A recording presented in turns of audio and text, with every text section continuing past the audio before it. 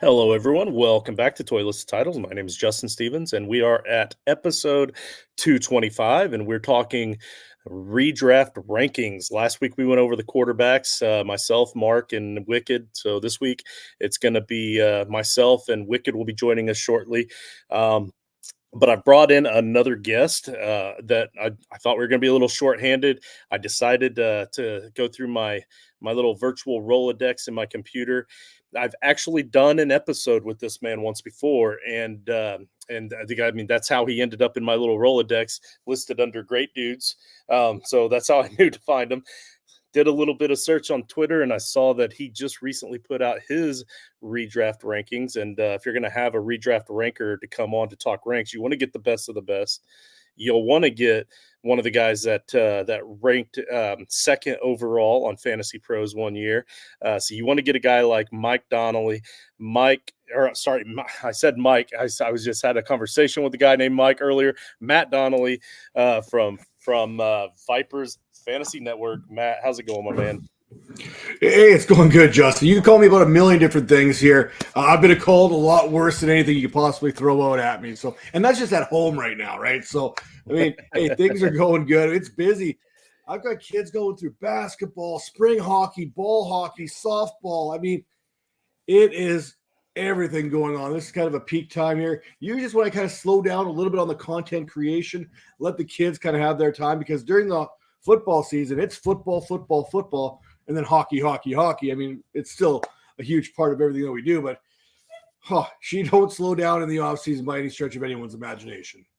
When you're raising enough to create an entire football team on your own, like I can only imagine, man. Like I only had two, and they're both young adults now. So, and I was wore out nearly every night when they were going through sports. So I can't even imagine. You're a hero, and you and your wife, I'm sure, is probably a saint.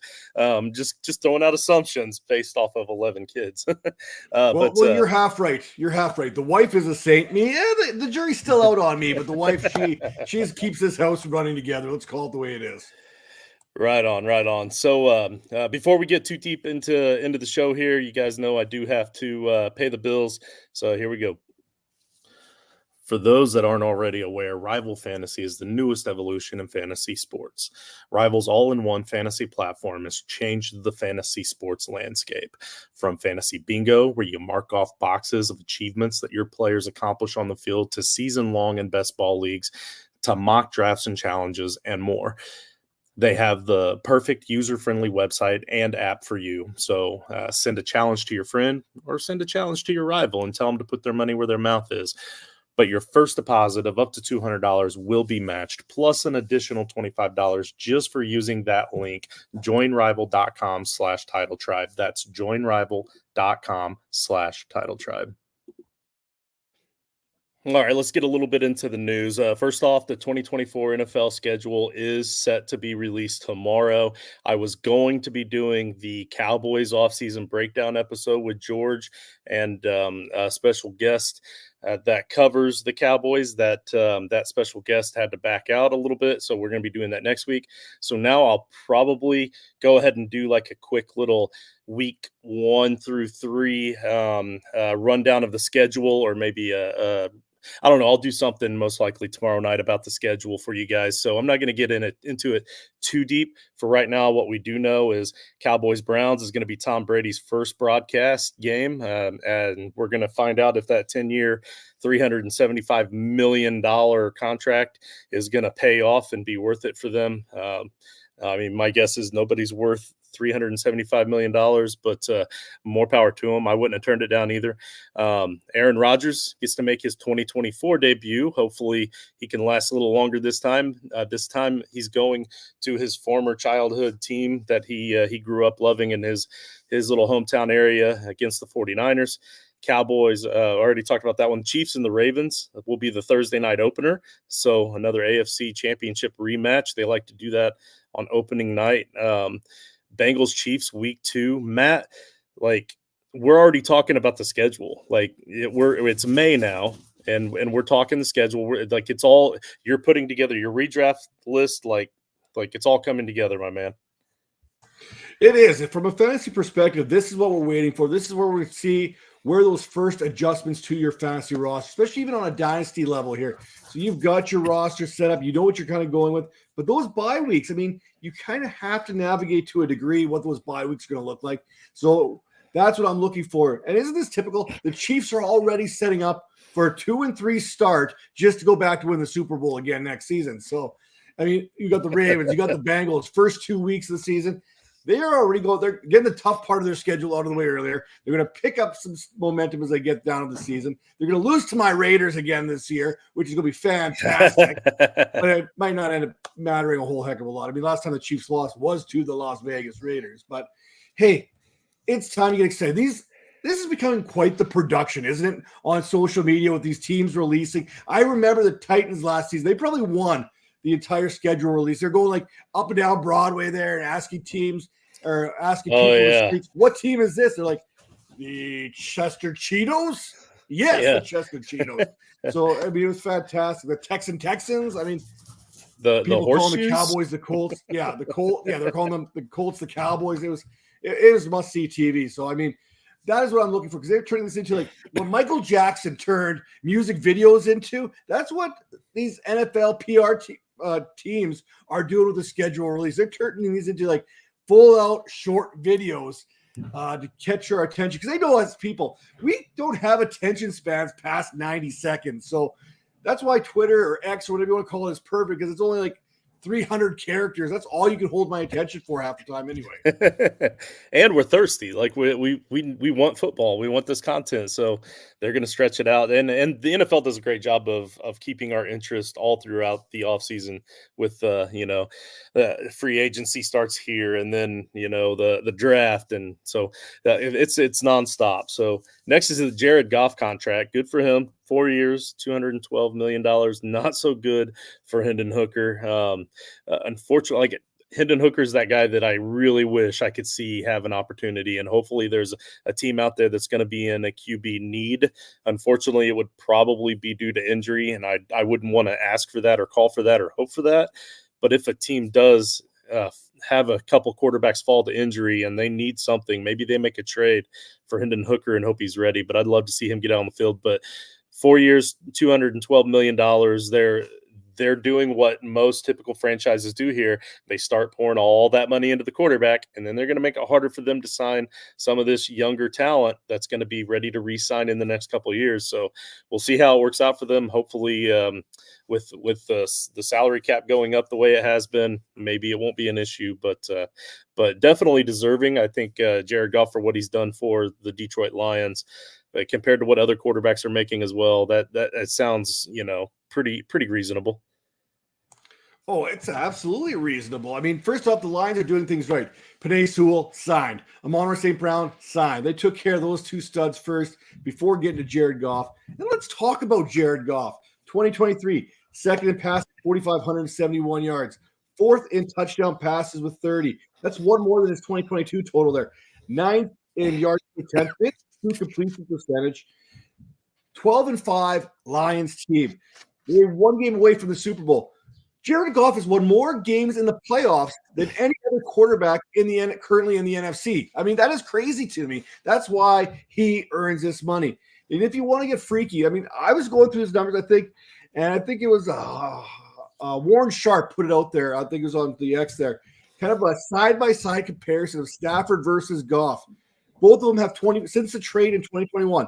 Both of them have 24 wins. Both have completed 66% of their passes. Both have turned the ball over 41 times. Goff's been sacked 89 times. Stafford 88. I mean, Goff's completion percentage on first downs per attempt 35.2% first downs per attempt, and where Stafford's at 35.2 as well. 5.5 yards after completion per. I mean, the numbers are identical, and Stafford's getting paid. So basically, you go, hey, Jared Goff. Get it. Now, the thing they got to work on, and I mean, it's not all sunshine and rainbows when we're talking about Jared Goff. We all know what the home and away splits here. 44 total touchdowns versus 17 at home versus on the road. 21.5 fantasy points per game, QB4 at home. 13.3 fantasy points per game, QB38 on the road. And that split taken a little further, clean pocket versus maybe a not so clean pocket. You're talking about a 114.8 passer rating versus a 49.3 under pressure. 63.7% accurate throw rate, best in the league when he's clean. 30.8%, seventh worst. So we see something here. Penei Sewell, big reason why he got signed. We know why the Lions are going to address this line, because if they can keep Jared Goff clean, he has elite production in him. And this Lions team has one of the better rosters. They addressed a lot of their problems on defense this season after being just one game short of reaching the Super Bowl. This is a real contender this year. And Jared Goff, he's been there and done that in the past. Yeah, yep, absolutely. I can't disagree with any of that. The last two bits of news, you don't have to comment on it if you don't want to. I just kind of threw them on here in case people are living under a rock and they want to see this kind of news. Trey Hendrickson requested a trade from the Bengals earlier this week. Then he attended offseason workouts for the Bengals earlier this week, and then now he's saying that he wants to be a Bengal for a long time. So it sounds like that deal is about to be wrapped up, and he'll probably be a Bengal for a few years, a few more years. And then OTAs, guys, again, this is just us thirsting for anything we can NFL. Jaden Daniels went to OTAs, rookies only practice, and the other rookies are reporting that he is in fact a stud. So obviously they're not going to say anything bad about him, but he did look really good. So that'll be interesting. That'll be fun to watch. All these rookie quarterbacks taken in the first round, 6 in the first 12 picks is still unreal to me. But yeah, so I mean, unless you want to comment about that, or if there's any other NFL news that you happen to see this week that you want to bring up, I think we should be good to go. Yeah, I always have something to say. Good on Trey Hendrickson getting this deal done, deservedly so. 17.5 sacks, second most in the league last season. 15 of 17 games last season with at least a half a sack. So game in and game out, he's getting the quarterback. This is long overdue. This should have been wrapped up a lot sooner than now.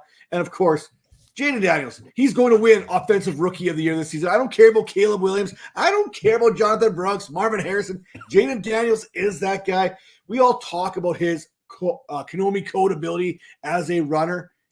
People forget how good he was as a passer. 3,800 yards, 72% of his passes completed, 40 touchdowns. Just casually throwing 40 touchdowns in the SEC.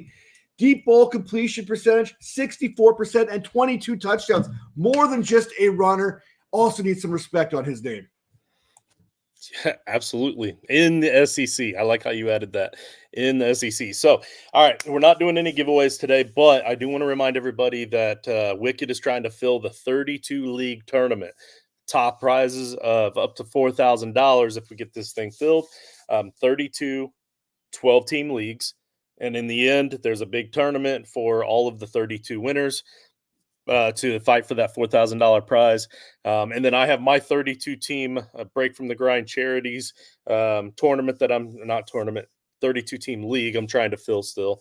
But tonight's show, guys, consensus overall running back rankings of our redraft team of myself, Mark, Coach Sheps, Nate, Wicked, and AJ. Each of our top, we ranked each of our top 60 running backs that will all be on the website. That's toiletedtitles.com, obviously. It's important to note that for these rankings, we went PPR redraft format. So that's kind of important to note with it being running backs. If we're not going PPR, there are a few guys that might be adjusted a little higher or a little lower. Also, a reminder that last week we did our top 12 quarterbacks on the show. And for all the other quarterbacks on the list, they're on the website already, but you can also check out our Patreon chat in the Gilded. That's patreon.com/toiletedtitles. This is where I would normally, Matt, drop my commercial for our Patreon, but I don't want to do that tonight. Tonight, I want you to talk about your Patreon because your ranks are for your Patreon members right now. So people are going to watch this. Some people are going to like what they hear, and they're only getting running backs from you. So they might want to hear what you have to say about quarterbacks and all the other positions as well. So go ahead and tell them where they can find your Patreon, my man. Yeah, I mean, the easiest thing is go to @MattDonnellyFF on the X there, and the link is right there. I don't know how much simpler I could possibly put. I could tell you what it is, but you're just going to forget anyway. Go to my Twitter profile, click on that link there. I think it's dirt cheap. It's like $3 a month or something, and I kind of continuously update that.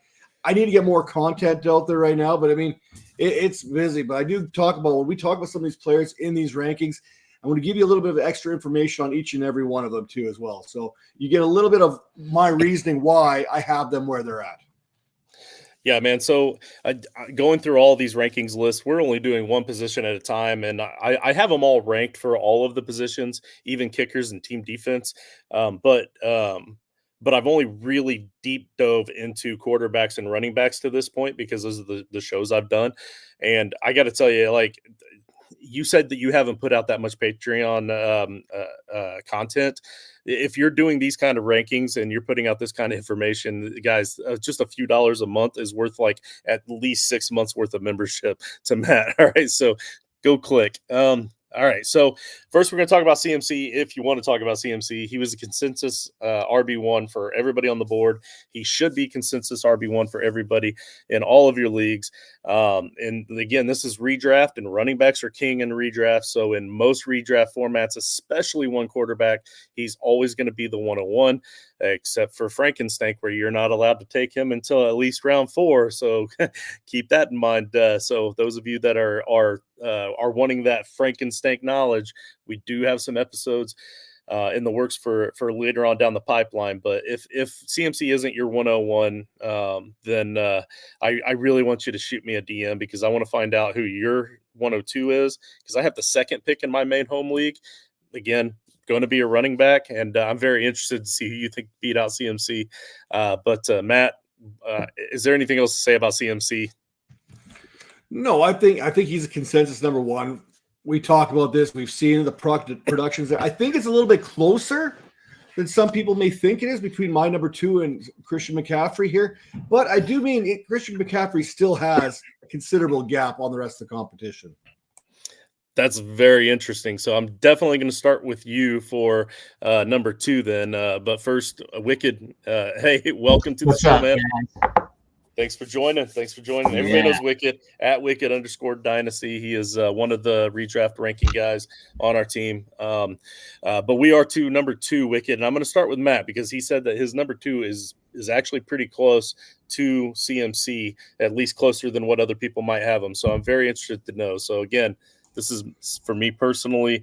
I got the 102 in my home league because that's what Jeff Saturday gave me in a cameo that we paid for. That's how we decided our draft order this year. So what do you say, Matt? Who's your 102? Well, I'm going to take the guy closest to Christian McCaffrey, what his skill set is, and that is Bree Hall. Remember, everything that he did last season, he started off the season banged up. He was recovering from that ACL, and then he got into the groove of things. And the thing that people forget is what Aaron Rodgers did with Aaron Jones in Green Bay. He likes to check that ball down. He likes to dump it off to his running backs. And Bree Hall is as dynamic as Christian McCaffrey after the catch when he catches that ball. So for me, Bree Hall is going to be right there with Christian McCaffrey. If I have the number 2 pick, I'm going Bree Hall all day, every day here. All right. I love to hear it. Our consensus number 2 on our team was also Bree Hall. Myself, Mark, and AJ all had Bree Hall as our number 2. I love getting that reformation. But Nate has him all the way down to number 6. Kind of wish Nate was able to make it tonight to ask him about that one. That seems kind of crazy to me. Wicked, you have him at number 3. Coach has him at number 4. Wicked, do you have anything to add to what Matt said? No, I mean, Brees is a stud, man. I think the top 3 or 4 guys are all going to be able to compete for that number 1 overall spot this year. Brees is highly efficient. He's just a threat to take it to the end zone from any spot on the field, whether he's catching it or getting the carry. I think that you can't go wrong with Brees in your lineup. Yeah, so I've got like a breakdown of all of these running backs and many more that are going to be posted tomorrow on the website. And obviously, if you're a Patreon, you go to our Gilded, you can ask me for any of these, and I'll paste it in there for you. But I'm only going to say one thing about Bree Hall, because you guys have already pretty much mentioned it. But we have to keep in mind that he finished last season as the RB6 in points per game last season, with only 1 goal line carry all season. A goal line carry is something from within the 5-yard line. He only had one of those, 1 goal line carry all season, and finished 6th in points per game on the season. That's absolutely insane to me. That was a stat that I had to look up on 2 or 3 different sites, and I had my son look up it on another site because I just couldn't believe it. That's insane to me. Anyhow, tied for the consensus 102 for us was Bijan Robinson. That Wicked has him at 2. Myself, Coach, and AJ all have him at 3. Mark and Nate have him at 4. So the overall average has him tied with Bree Hall. He played in every game last season, finishing as the RB17 overall in fantasy points per game, 32 in red zone touches, 6th in receptions, 9th in snap share percentage, which is pretty good. You like to see your running backs be in the top third in snap share percentages, and especially compared to the way a lot of the games went, where it looked like they weren't using Bijan at all. It's good to see he was at least in the game. But yeah, so who is your 103, Matt, on your list? Yeah, I'm right there with Bijan Robinson. I think you're going to see an uptick in his production there, especially in the passing game this season. I think it's going to be a much better offense in general in Atlanta now that Arthur Smith is gone. I mean, you take that out, it's addition through subtraction. We're talking about the offensive production here. Plus, Kirk Cousins. I mean, let's call it the way it was. Desmond Ridder was no threat on that football field in any way, shape, or form. And now at least there's a threat of an accurate pass going out to the wide receivers, which means now teams have to respect the passing game a little bit more, meaning things open up for Bijan Robinson. Yeah, outstanding. So, Wicked, you had him as your number 2, so just a bump above Hall. Anything you want to add about Bijan? Yeah, so I think we got robbed of what could have been a glorious rookie season for Bijan by Arthur Smith, and I'm so happy that he's gone. And I think that the new coaching staff is really going to rely on Bijan the way he should have been right from the jump. And with Kirk Cousins coming in, I think that offense is going to be much more efficient than it has been for the past few years. There's going to be a lot more scoring opportunities, and all of that lends itself to Bijan just having a smash season in year 2. I think if anybody of these top 3, I know I've got Bijan ranked at 2nd because you can't really put anybody above CMC until they prove they deserve the spot. But I think of these top 3 guys, if anyone could be the most likely to overtake Christian McCaffrey, not just in 2024, but moving forward over the years, I think it's definitely Bijan. He's got the skill set, and I think that he's in for a big season.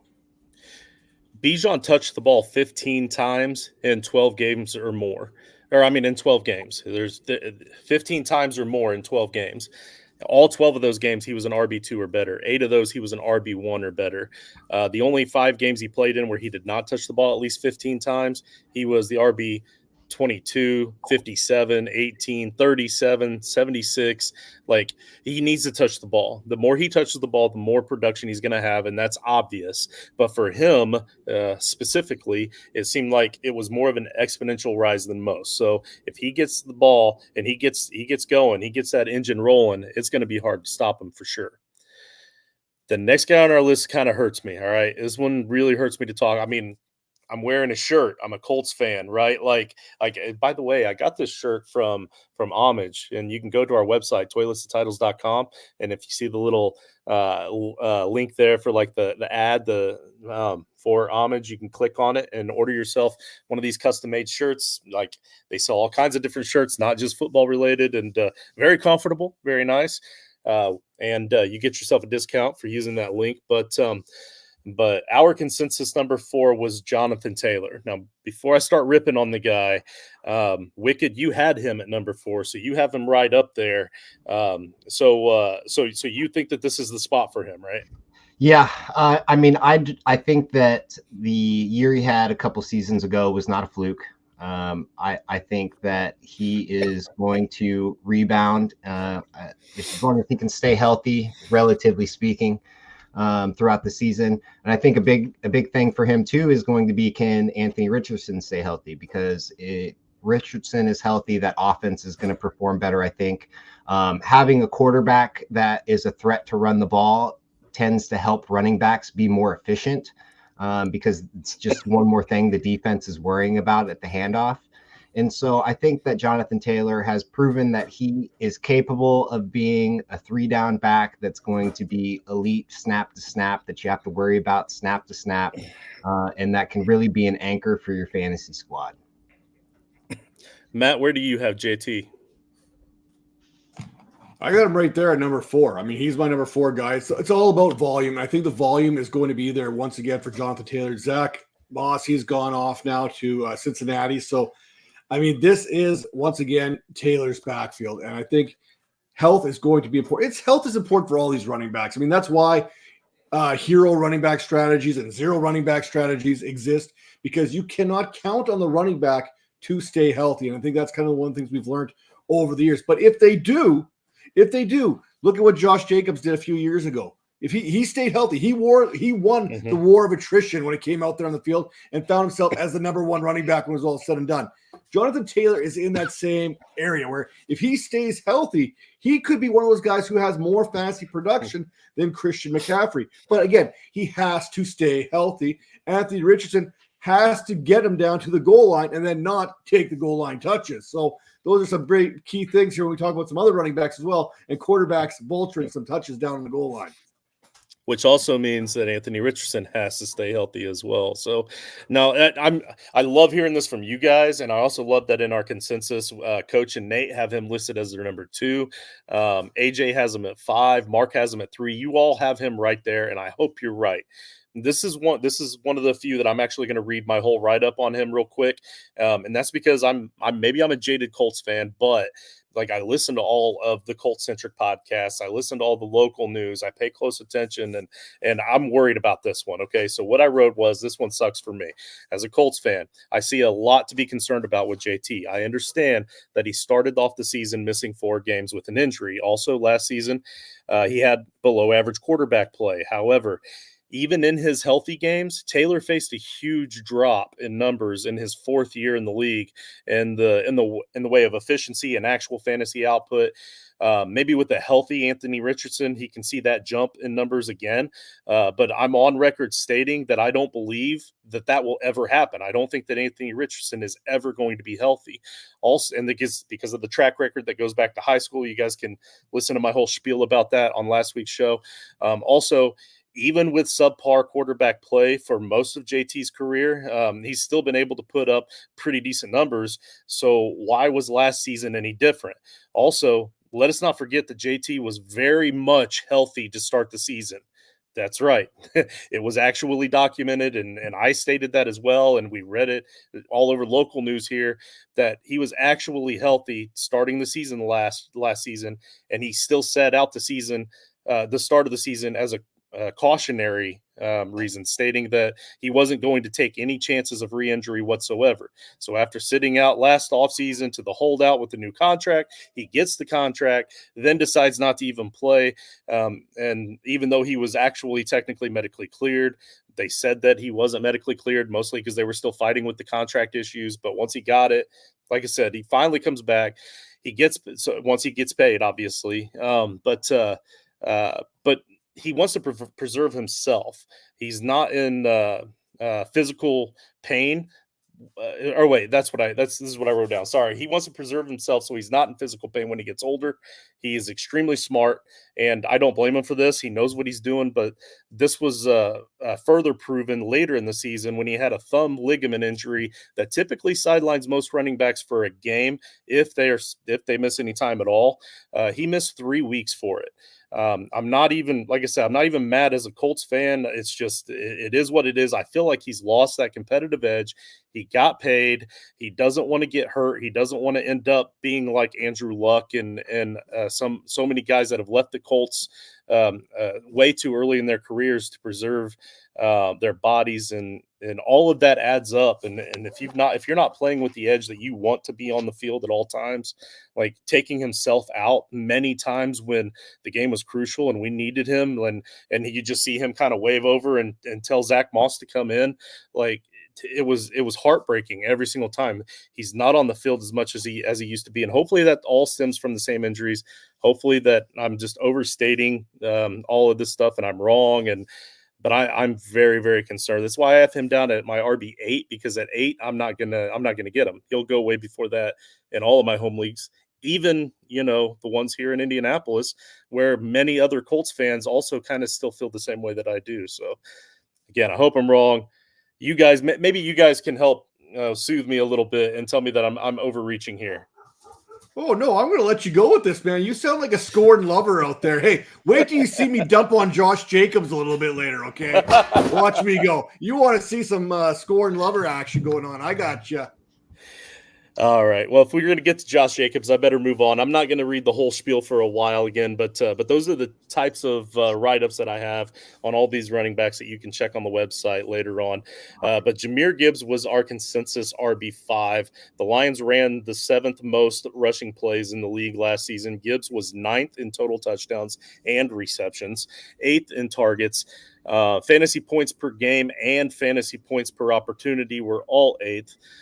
Gibbs had the 3rd most breakaway runs and the 2nd highest breakaway run rate. So Nate was the highest on Gibbs. He has Gibbs as his RB3. Coach has him at 10. I have him right at the average of 5. AJ was 4, Mark 6. Wicked, you had him at 8, so a little bit lower, but still right there. So Jahmyr Gibbs, Matt, where do you have Gibbs at on your list? Well, you kind of mentioned it a little bit there. He was ranked this spot in this category. So I got him at 8th as well. So I got him right there because I still think David Montgomery is going to play a big factor in this offense, especially when it matters the most down on the goal line. He's not quite Kiron Williams dependent on the touchdowns for everything talk about for fantasy production. But again, David Montgomery, he missed some time because of injury. Jahmyr Gibbs slid right in there. I mean, Jahmyr Gibbs missed some time. David Montgomery had success. They were interchangeable. The Lions are going to continue to interchange them. They're going to preserve both their running backs as long as they possibly can. To me, to move him up, he needs more volume. He's been efficient with what he's got, but he needs more. I can't move him up any more than 8th based on opportunities. Yeah, that's fair. Wicked. Yeah, I share the same exact thoughts. He's going to be splitting time with Montgomery, and David's probably going to get more red zone work than Gibbs, and Gibbs is going to rely on receptions and lots of efficiency. And efficiency can be very sporadic from season to season and even game to game. If he has an inefficient outing, he's going to lay an egg for your fantasy team, and you don't want your top 3, top 5 running back to potentially harm your squad on a given week because you need him to average 5 yards a carry and 6 receptions a game. And so I think as long as he's splitting time pretty much down the middle with Montgomery, you can't really move him up much higher than 8, 7 in that range. Yeah, so I had him at 5, and I think that you guys are probably a lot closer to the actual where he's going to end up. I think if I'm going for that 5th running back off the board, in my mind, sometimes what I'm thinking, and this it shows in my Montgomery rankings as well, because I was also the highest on Montgomery, is I feel like he's guaranteed to be a top 10 running back for me no matter what. So I have that security blanket of him being my RB1 and feeling comfortable every week. But it's that if Montgomery goes down, he now becomes a solid option week in and week out. Same for Montgomery. He's again, that's why I have him ranked so much higher. If Gibbs goes down, Montgomery now becomes the de facto RB1 on that team and solid fantasy points across the board. And so, I mean, again, we don't hope for injuries. We're not saying that, but you do got to plan for it in a way. But I think you guys are a lot closer on the actual where he'll end up if they both stay healthy. So, yeah, I think those two are probably one of the rare cases where I would feel comfortable rostering both running backs. Yeah, that's fair. I think they'll both get enough week-to-week work that they'll both be relevant for your team. And if one of them goes down, you've got a locked and loaded high-end running back one just based on opportunity. Right. Absolutely. Saquon Barkley was our RB6. I had him the highest at 4, and that's because he is that guy. I don't care how many injuries he has. He's that guy that I can't quit. So everybody makes fun of me every year when I draft him higher than I really should. And it's just kind of like a running joke in my leagues, but I had him ranked at 4. Mark and Nate were the lowest at 8. Wicked, you were right there in that 6 range at 5, and then AJ and Coach had him at 7. Last year, the Giants ran the ball the 17th most in the league, and Saquon finished 9th in fantasy points per game. Saquon went to the Eagles this offseason and then ran the ball the 5th most, or the Eagles, that is, ran the ball the 5th most of any team in the league. Saquon was 43rd last year in fantasy points per opportunity at 0.73 and still managed to finish as the RB13 overall after playing in all but 3 games. So why am I wrong here, guys? Why am I 4? Where do you have Saquon, Matt? I got him at 6. I got one running back who's probably a little bit further down on the rankings ahead of him. But, hey, look at this. Eagles 8th when it came to the NFL at 128.8 rushing yards per game. They lost Kelsey there, but they still got one of the best offensive units in the entire NFL. So that's not going to be a big difference. Barkley last season behind a very offensive line there in New York, 38 yards shy of 1,000. I really see this in Philadelphia. I think he could return back to that 2022 form there where he had 1,312 rushing yards. I really think that's where we're looking at Saquon Barkley this season. But here's the thing. Jalen Hurts needs to get out of his own damn way on the goal line. That is what's going on. We've seen what DeAndre Swift did with this Eagles team. He was producing. The numbers were there. The yards per carry were there. Everything was there except the tutties. And if you're not getting tutties, you're not getting anywhere in fantasy. But Barkley needs those touchdown opportunities. He needs Jalen Hurts to get out of his own damn way and hand the ball off down on the goal line. That's the make or break for Barkley because you could have him as high as 5. You could have him down at 14. It's about those opportunities. If he gets them, I think he's going to have a very, very good season. Fair enough. Wicked? Yeah, I mean, he's pretty much guaranteed to be a high-end RB1 unless he gets hurt again or Jalen Hurts steals all of his touchdowns. Those are really the only 2 things that could possibly derail Saquon's season because Saquon is an amazing running back. I don't think that he's lost much juice over the years. Even with all of the injuries he's sustained, he's still a very dominant runner. He's still very efficient. He's going to be running behind the best offensive line he's seen in his life. And I think that he's going to absolutely crush this year. The only thing that could possibly keep him out of high-end RB1 territory is Jalen Hurts stealing all his touchdowns. Awesome. No, we're through 6 right now, so I'm going to take a quick little break here to talk about the Gilded and the website here, since all of this stuff is going to be posted on the website, even in article form. Looking for a place to connect with fellow fantasy football fanatics? Well, look no further than our Gilded server. Join the Title Tribe where you can chat, strategize, and debate about all things football.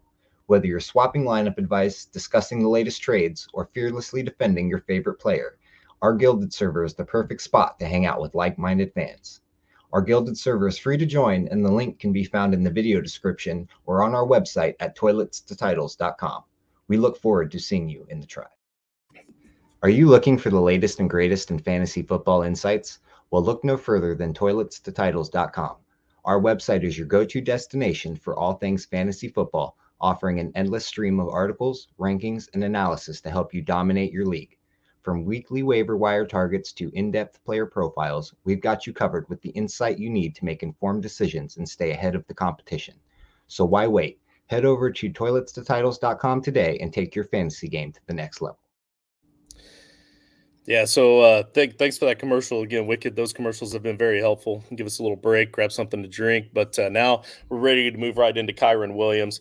He is our RB7 consensus on the board. Joe is chiming in here in the chat. What's up, buddy? He says that he would have Saquon as RB2 redraft for 2024. That sounds like a jaded Giants fan that wishes that he could have him back.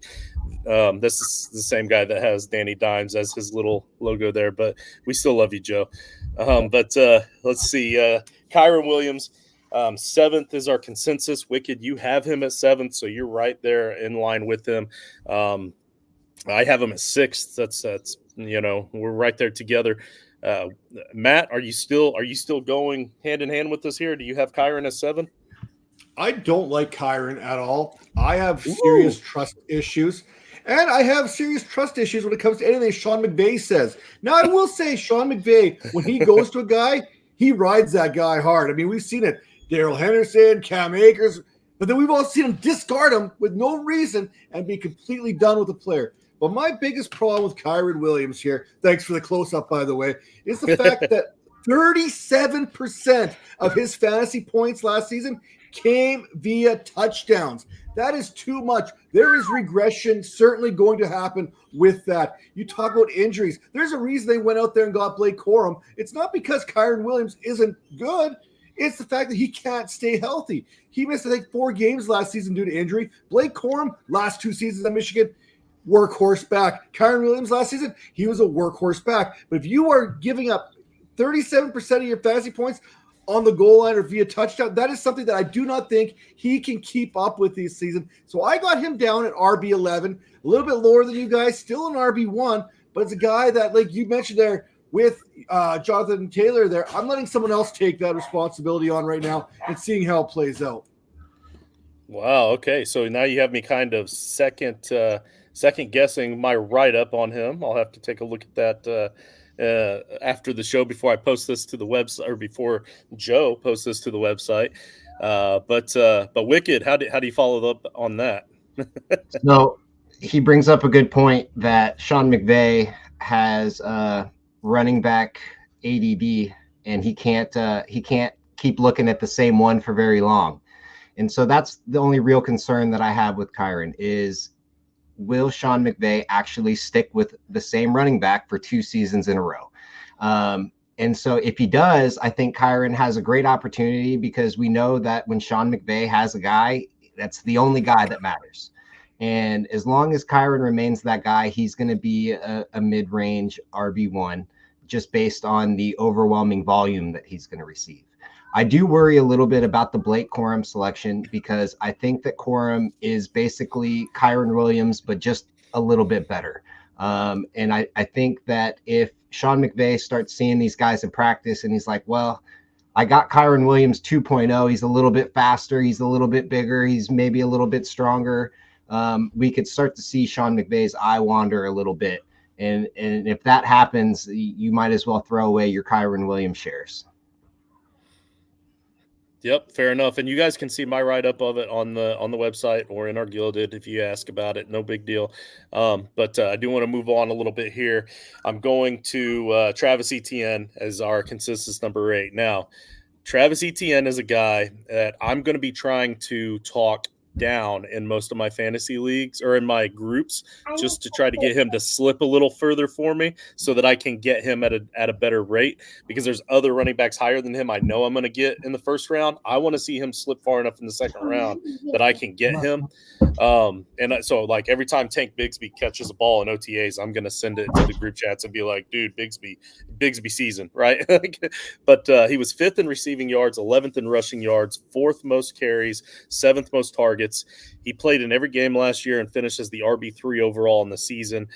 He finished in the top 10 in nearly every important fantasy category for running backs. And yet here we are talking about him as the RB8. And now everybody else in our consensus group have him in the top 8, but Mark even has him all the way down to 16 for some reason. Really wish Mark was on here to explain his thoughts on that. But in my opinion, this is a guy, if he goes deep enough, and I even did the numbers on here, if he does go deep enough in the second round, he could be considered the steal of the draft, even if somebody else slips all the way down to the last round and you happen to get lucky and he has a crazy good season. I see potential for Etienne to have a huge high-level season this year. But what say you, Matt? Where do you have Travis Etienne on your rankings? I got Etienne at RB9. And guess what? You don't have to be a good running back if you're getting touches. And he had 325 touches last season. He led the league in broken tackles with 31.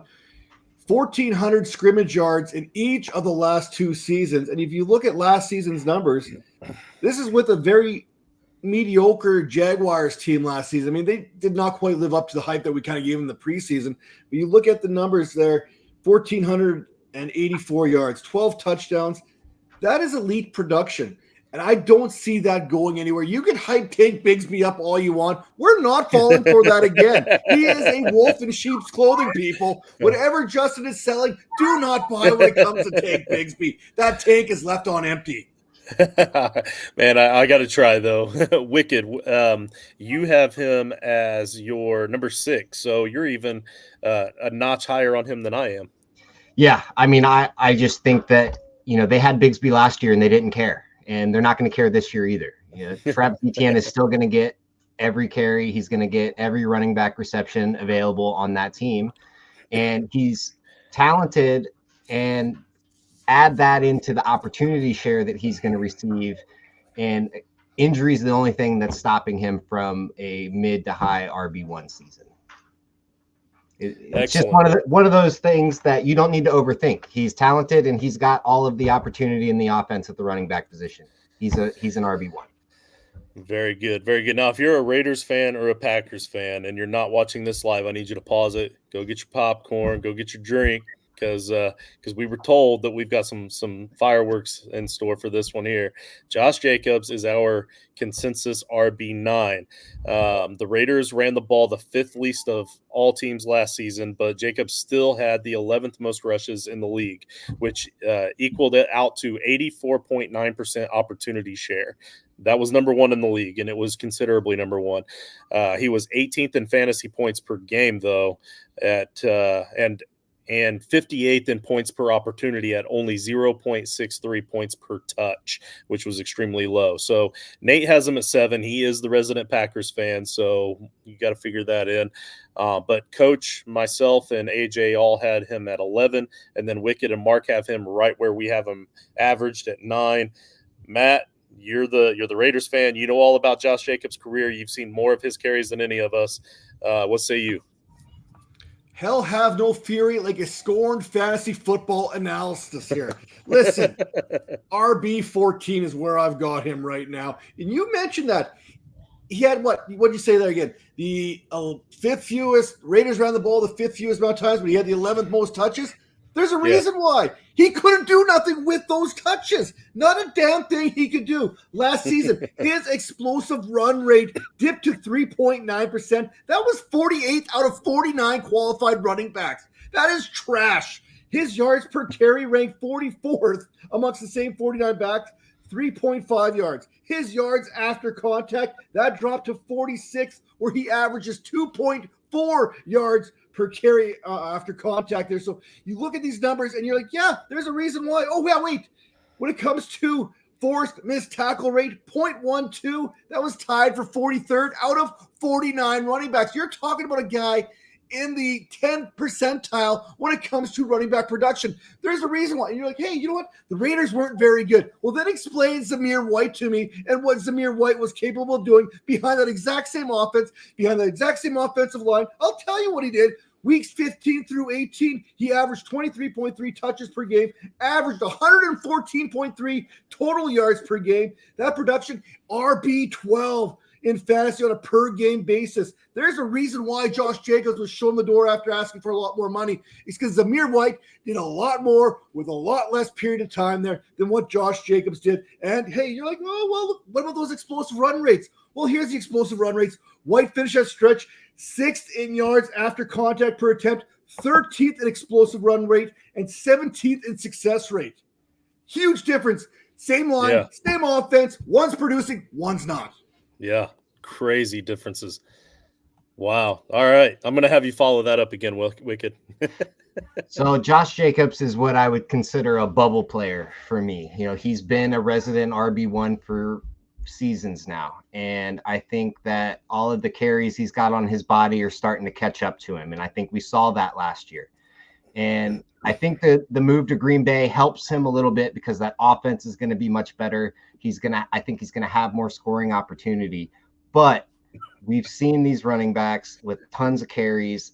They lose a little bit of efficiency, and then all of a sudden the next year they're completely dust and they're worthless, and they kill your fantasy team because of where you have to draft these guys. And so while I think that Jacobs certainly can be a bottom end RB1 this season, he's probably somebody that I'm avoiding in my drafts just because I think he's at a high risk to really bottom out this year. Fair enough. And Matt, I don't think I asked you, but where is he ranked on your list? I got him down at RB14 right now. So again, he could dip into that, but hey, guess what? if you don't like getting hit in Las Vegas, you're definitely not going to like getting hit in Green Bay when it dips to about 35, 40 below. It just feels a little bit different. All right. The next guy, I think myself and Wicked, if not myself and Wicked, then myself and David Genesis from the team, we have a bathroom board bet on this one. But our consensus number 10 is Derrick Henry. And after looking at the where you have him, Wicked, you have him the lowest at 15. I don't think it was you that I have that board bet with, because I'm also low on him at 12 with AJ. Nate has him where he's consensus at 10, and then or averaged at 10. Mark has him at 7, and then Coach is the highest at 6. Last season, Derrick Henry was number 1 in carries with 280, yet still only finished as the RB16 overall in fantasy points per game.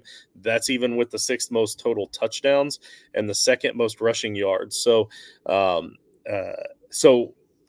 like I said, Wicked, you and I are low on him. I actually have a longer read on this one that I was maybe going to read, but I kind of want to get a feel for what Matt says here. Where do you have Derrick Henry ranked in your list? Hey, you might think I'm an ageist there with the way I had Josh Jacobs. Josh Jacobs is still pretty young, so he can sit back. Derrick Henry, RB5 for me this season. Look, fantasy numbers may not have been there, but the production was 4.2 yards per carry, 1,167 yards, 12 touchdowns. His explosive run rate, still 9th. His yards after contact per 10th, still 11th. And here's the thing I love more than anything that no one's ever talking about. Over the last couple seasons, he finished 11th and 14th respectively in yards per route run, and he's getting into the passing game. He's being more involved. You talk about and then last season there, yards per route run, per fantasy points data. So he's getting involved in the passing game. You get Derrick Henry involved in the passing game, who knows what's going to happen? And we're talking about a guy who's had 10 touchdowns every season, including last season, since 2018. But wait a second.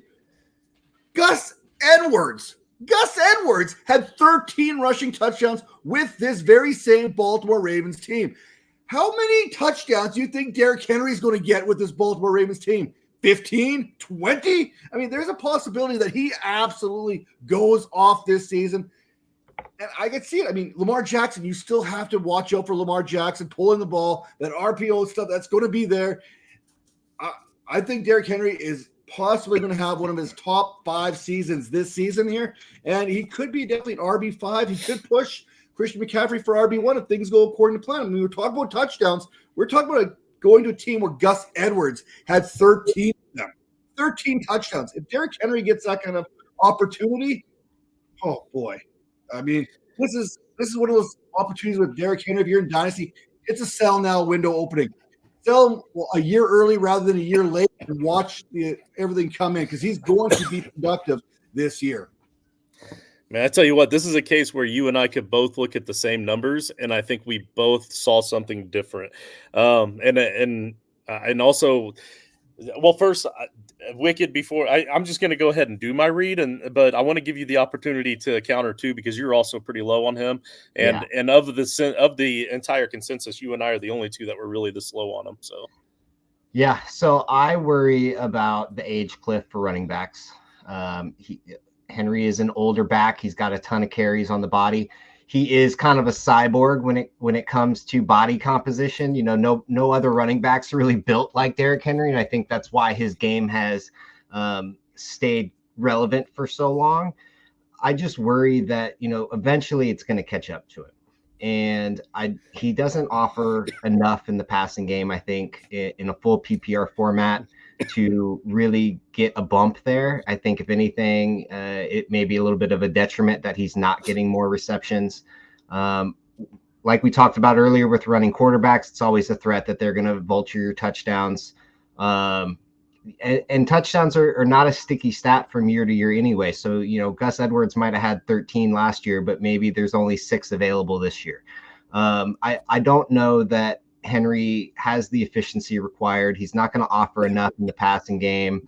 And again, with older running backs, that cliff comes very fast. And where you're going to have to draft Derrick, I want to be below consensus and just kind of avoid that. If I'm wrong, then I'm wrong. I'm okay with that situation. I'd rather be wrong and not take him early than to take him early and be right. And on the touchdown rushing touchdowns not really being a sticky stack, I kind of agree with both of you on that end. Like, I do agree that maybe there's only 6 or 8 available this year, but I also agree that if there were 6 or 8 available for Gus Edwards this year, then Derrick Henry would have gotten 8 or 10 or more, because he finds ways to score. I do totally get that, but here's my write up on the guy. Last season at 29 years old, Henry hit a cliff. That's what I saw. Now, I just heard all the numbers that Matt said, and it kind of blows my mind because, like, he's right. Like, he really was explosive still. He really did still have a jump. It just didn't look like it to me. And also some of the other numbers that I read weren't nearly as impressive. So his first 2 years in the league, the Titans didn't really seem to want to win, so they didn't really use him. But since his breakout year in 2018, he has had an average of 291 carries and 22 receptions per year. That's 313 touches per season, and a total of 2,185 attempts since 2018. Henry has more rushing attempts than anyone in the league, more than Zeke Elliott, Dalvin Cook, Nick Chubb, Alvin Kamara, Austin Eckler, Kareem Hunt. All of these players are players that we consider to be over the cliff or done by some, for whatever reason, one reason or another. And last season, Henry looked like a shell of himself to me watching him on television. With the new team and the fact that they do run the ball way too much, there is a chance that he still has a huge spike in numbers. I get that, and especially for another season or two. But there is also just as much of a likelihood that he won't last all season with the wear and tear. And if he runs with the lack of purpose that I personally thought that I saw on the field last season, then it won't matter much that he has a better offense around him. Admittedly, even though he looked like a lesser version of himself, his rushing numbers were still good for fantasy because of sheer volume alone. And he may get that again with the amount of attempts that he is likely to get. But do you think he will be more active in the passing game?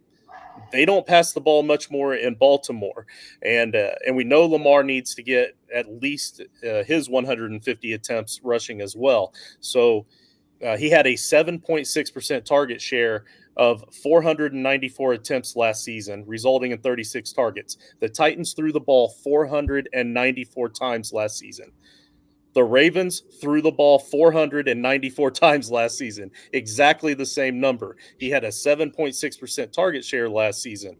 The wide receiving core in Baltimore can be pretty comparable to the one in Tennessee, in my opinion.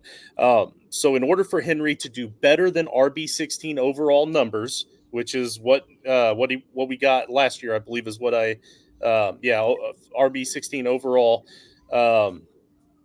Let me see where so in order for him to do better than RB16 overall like he did last season, you need him to have top fantasy running back numbers in the rushing game again and do more in the passing game, which I just don't see happening because we haven't really seen it in his entire career. And maybe it only picked up last season because they were starting the rookie. I don't know, but we have a long history of seeing Lamar not really throw the ball a heck of a lot. So it's virtually the same offense when it comes to the run pass ratio. Obviously not the same offense as far as, talent, but that was my write up on him. Those are all my worries and concerns for him, but also Colts fan. I'm glad the guy's out of my division. All right. Let's see. Number 11, Etienne, he is our consensus number 11. I had him at 8. Let's see, Wicked, you were the lowest at 23. Holy cow. We're starting with you on this one, Wicked. Oh, wow. 23 for Etienne. He was number 1 in fantasy points per opportunity and number 5 in points per game and number 9 in total touchdowns with 11. In only 11 games, he had a total of 997 total yards. In 3 of those 11 games, he had single-digit touches. So go ahead, Wicked. So those numbers are the reason that I'm scared of Etienne, because do you really expect him to maintain that absolutely ridiculous level of efficiency? I don't. I don't think he will. And I also have durability concerns. He showed last season that the size was a valid concern coming in, and that he is going to be an injury risk season to season, just based on the fact that he's just not very big.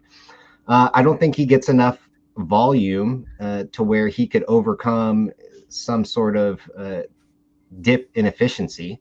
And I would just be terrified to put him in my lineup every week, because you never know. He's going to have some weeks where he scores 40 or 50 points, but he's also going to have a bunch of weeks where he scores like 4 or 5 and gets you killed.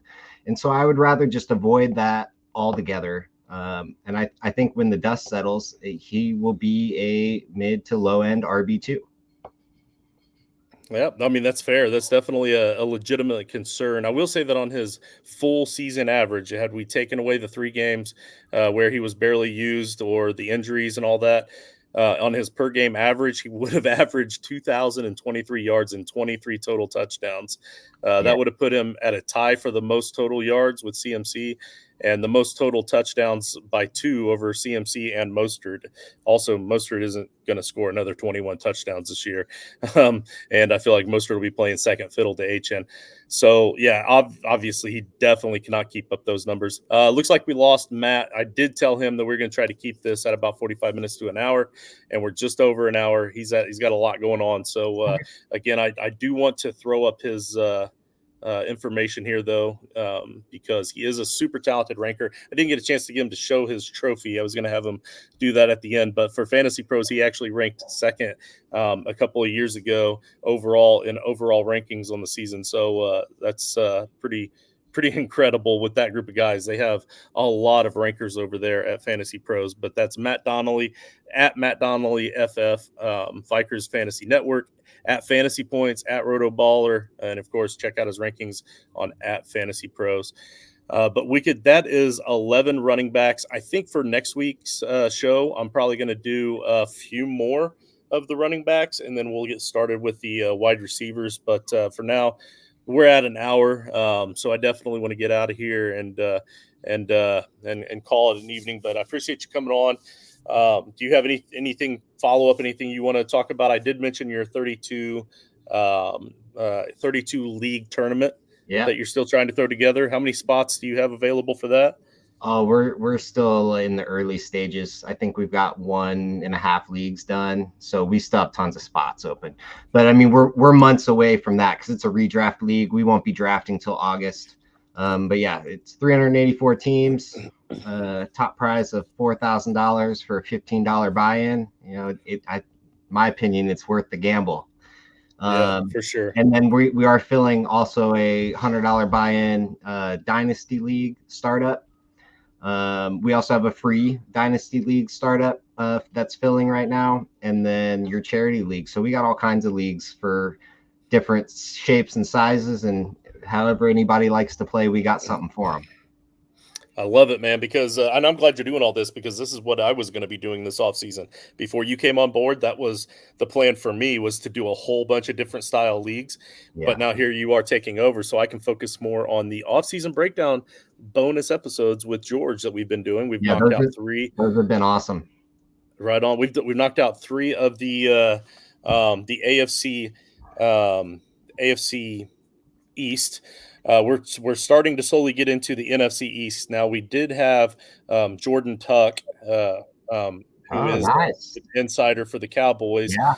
He was gonna be coming on tomorrow night. Unfortunately, he had to reschedule. We're gonna be doing it Wednesday of next week instead. But we are doing some NFC East next, and then so looking forward to. Now, hey, if they're going to come on, they have to talk about Saquon Barkley or Derrick Henry or something. Yeah. You know, oh, look at that. She just walked away and shut the door. No, he's not having it. Not interested. Hey, we're also me and Dynasty Dog Mike and at AJ Cola on Twitter. We're going to be starting a Dynasty weekly show that starts tomorrow at 6 p.m. Pacific time. That's going to be a 1-hour show that we're going to do every Wednesday. It's going to be dynasty focused, and we're going to be starting out with basically dynasty 101. So all the basics, how to approach startup drafts, different strategies there, the differences between redraft and dynasty formats, how to evaluate trades from a dynasty perspective. So if you're new to dynasty or you primarily a redraft guy or gal that has been interested in maybe learning the ropes and picking up a dynasty league, definitely tune in to these next couple of shows that we're going to be putting out. Awesome. And you've seen my dynasty teams. You know I need help. So, Yeah. Matt did message me. He lost internet in his house. So, but like I said, I told him we were going to be about an hour anyway. So I was just trying to squeeze one more, just because I saw that low ranking on Etienne. I had to hear your reasons, and I'm glad I got to it. That's good information. He just scares me, man. I said, I might get burned, but I mean, Etienne is so popular right now that you have to draft him so high that I think it's more likely that he kills you based on where you have to draft him than you're drafting his ceiling. So if he does anything less than his ceiling, I feel like you're losing value. Right on. Fair enough.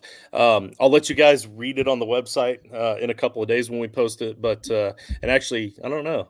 Yeah, we'll still post it on the website and then just do a few on the show next week. But I will say I have him listed as 8th on my list. So and I'm not even the highest. So yeah, you're absolutely right. In order to get him, you're going to have to get him mid to late first round, most likely. So yeah, based off of that information, you're probably right. Probably a little risky. So. All right, we're going to get out of here, but you all have a great night. Appreciate you tuning in. And like I said, I'll see you tomorrow. I'll do something with the schedule drop. I don't know what yet, but it'll probably just be me. I'll just hop on here and do something with the schedule drop because that's pretty fun stuff. So y'all have a good night.